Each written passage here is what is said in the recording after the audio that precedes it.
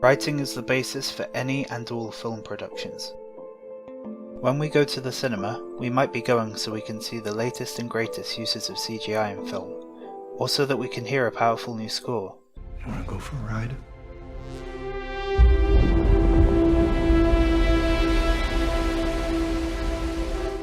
Or so we can see our favourite actors play new and interesting roles. However, as a passive watcher, what sticks with us the most is often the story and the writing behind the film's world or its characters. The medium of film is a visual one, able to tell stories in unique and visually creative ways, but it is the writing that is being represented in this way.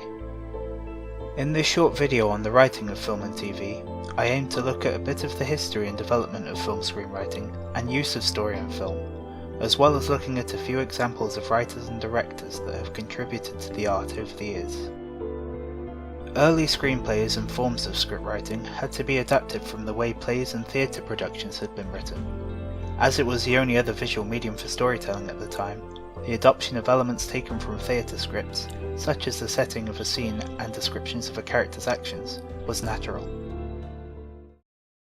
This could be why many examples of early cinema, such as Georges Méliès's A Trip to the Moon, looked almost like stage productions, despite their early implementations of editing and camera tricks. As time went on and new developments in filmmaking and technology were being made, the trend of using theatre productions as an example of what to do with the visual medium of storytelling persisted.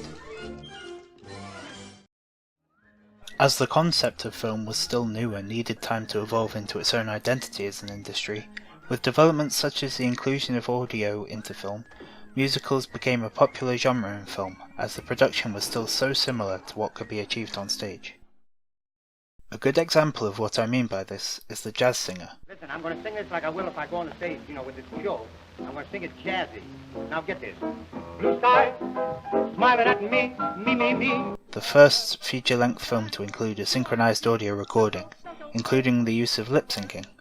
This is important as such breakthroughs in the technology behind film can be considered to have a large impact on the way films were being written from then on. Take the example of The Wizard of Oz for instance.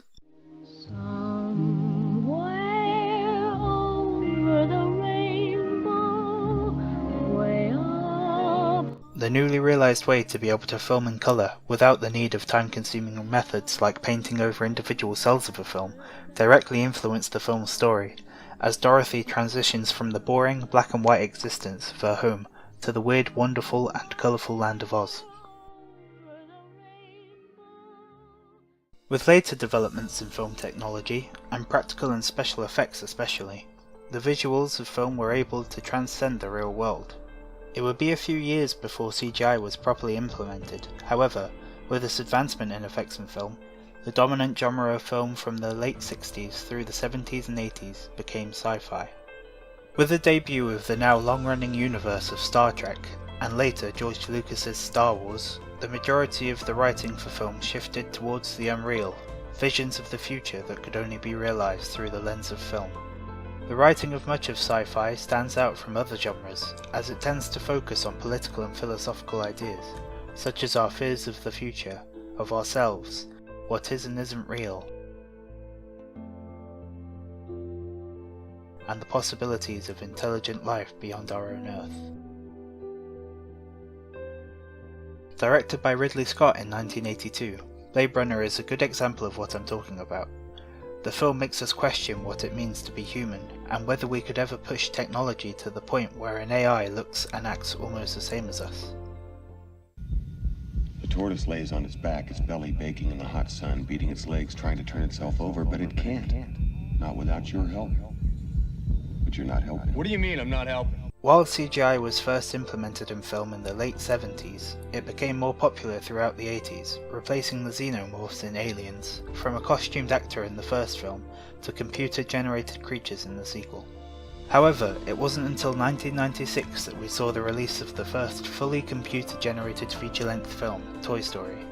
Its release saw the start of a new genre of animated film production, the writing for which differed greatly from anything seen in the past, as instead of stories revolving around people, they were now being written about the lives of toys when no one is around to see, communities of bugs and insects and their struggles, and anthropomorphic cars. As we come to the present, we currently enjoy a film industry where it seems anything is possible.